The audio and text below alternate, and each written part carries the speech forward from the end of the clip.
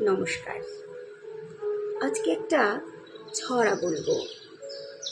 ওপার বাংলার বিশিষ্ট লেখক বিজন ব্যাপারীর লেখা একটি ছড়া। ছড়াটির নাম ও পাখি ভাই। ও পাখি ভাই, নেবে আমায় ঘুরতে সকাল বেলায়? কেমন করে ঘুরে বেড়াও তোমার রঙিন পাখায়? তোমার ডাকে জেগে উঠি উষাকালের ক্ষণে, তোমার সুরে মন হারিয়ে খুঁজি আপন মনে।